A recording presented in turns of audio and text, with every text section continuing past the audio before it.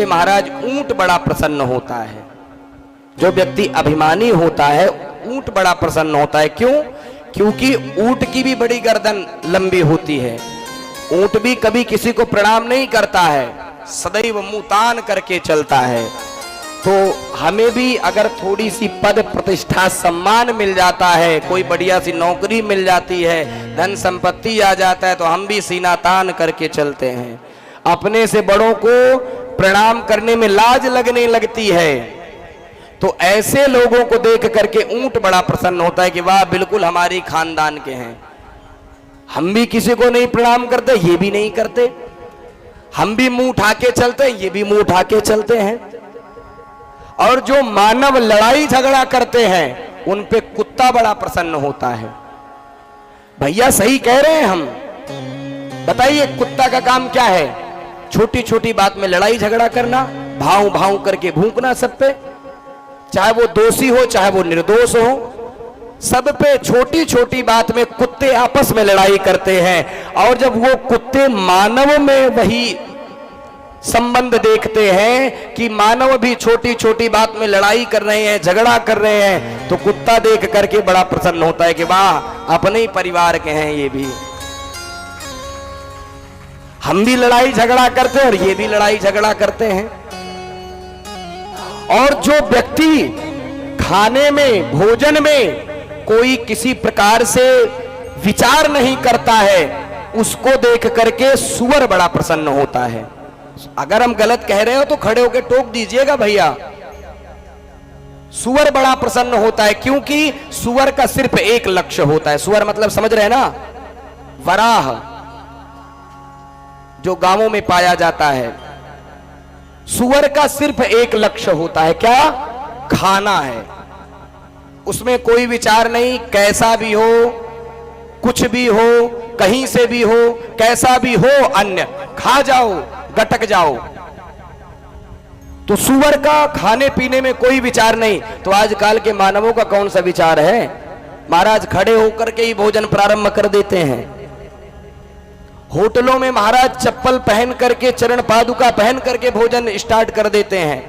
पहले भोजन में पहले के लोग विचार करते थे कि ये अन्न कैसा है और किस प्रकार से खाना है, क्योंकि जैसा खाओगे अन्न वैसा होगा तुम्हारा मन।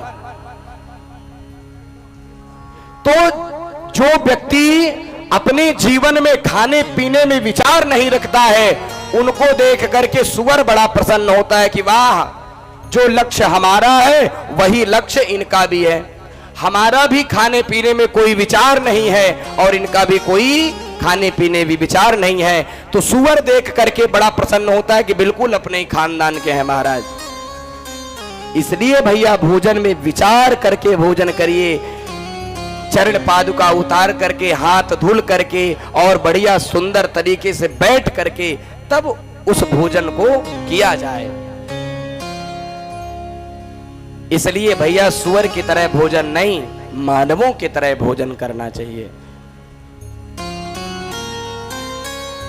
और जो व्यक्ति जीवन भर काम किए, पैसा कमाए और जिनका परिवार साथ नहीं देता, जब बुढ़े हो जाते, तो ऐसे लोगों को देख करके गधा बड़ा प्रसन्न होता है। बताइए, गधा अपने मालिक का क्या नहीं करता? कुछ कसर छोड़ता है? बेचारा ईंटा ढोवे, बालू ढोवे, मिट्टी ढोवे, न जाने क्या क्या ढोता है, मालिक के लिए सब कुछ करता है। लेकिन बताइए, कभी उस मालिक ने गधे को धन्यवाद दिया? कभी कोई मालिक गधे को धन्यवाद देता है कि वाह बेटा, तूने मेरे लिए अपना जीवन समर्पित कर दिया, तूने मेरे लिए बहुत कुछ किया? कभी कोई धन्यवाद नहीं देता। जब देता है 4 डंडे ही देता है। और जब वो बेचारा गधा काम करने के लायक नहीं रहता है, तो वही मालिक उसको मार करके निकाल देता है। आज वही गति गधों की तरह हमारी भी है। हम अपने, वो मालिक का बोझा ढोता है तो हम अपने बच्चों का, अपने परिवार का बोझा ढोते हैं। एक पिता, एक मां का स्वभाव देखिए। बेचारी जब अपने पुत्र को जन्म देती है तो जब बच्चा, अब भैया कहने में हम सकुचाएंगे नहीं, भले ही नाराज हो जाना, हमारे खेत में नहीं नाराज होगे, हम कल चले जाएंगे।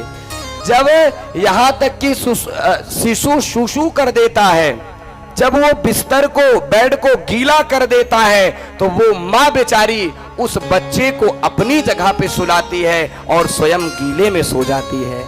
ऐसी वो माँ, सोच लीजिए, अगर भगवान को सचमुच सहनशीलता अगर दी है तो एक सिर्फ माँ में दी है, क्योंकि लात खा करके भी बच्चे को दूध पिलाती है, तो वो एक सिर्फ माँ हुआ करती है। एक बच्चा अपने मां के स्तनों में न जाने कितनी बार पाद प्रहार करता है, चरण को मारता है, दांत से काटता है, लेकिन फिर भी नाराज मां नहीं होती है, उसको दूध पिलाना कभी नहीं छोड़ती है। महाराज स्वयं गीले में सो करके उसे सूखे में सुलाती है, स्वयं ना खा करके अपने बच्चे को खिलाती है। जीवन भर ये अपने मन में सोचती है कि मुझे भले ही दुख हो जाए, लेकिन मेरे पुत्र को कभी एक कष्ट ना हो। अगर बेटे को कांटा लगता है तो दर्द मां को होता है। अब आज वही जब बेटा जब बड़ा हो जाता है तो वही मां को पराई समझने लग जाता है वह पुत्र। महाराज, जो पुत्र अपने मां और पिता का आदर नहीं कर सकते, वो जीते जी महाराज मुर्दे के समान है, ऐसा पुत्र। भैया, एक दिन आप भले ही जगन्नाथ भगवान की पूजा मत करना, मैं कहता हूं अगर पूजा करते हो तो कल से ही बंद कर दो पूजा करना।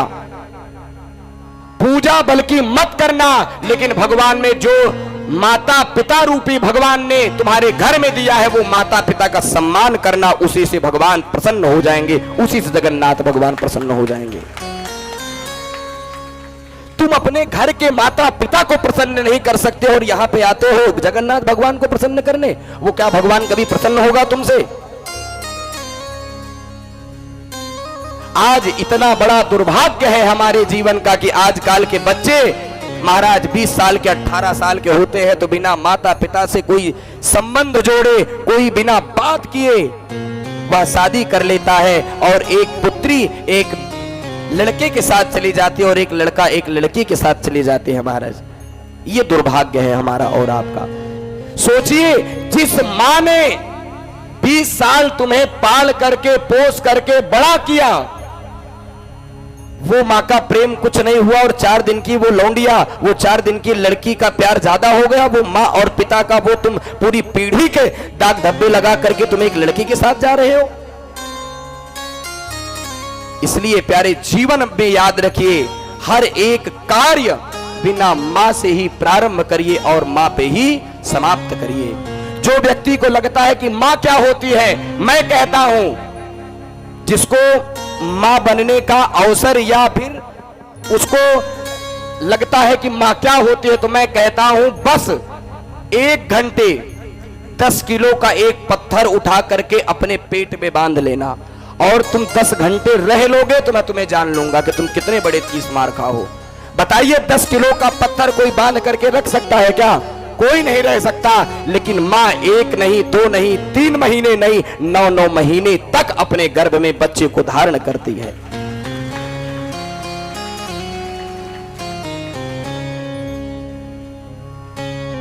इसलिए मैं कहता हूं प्यारे,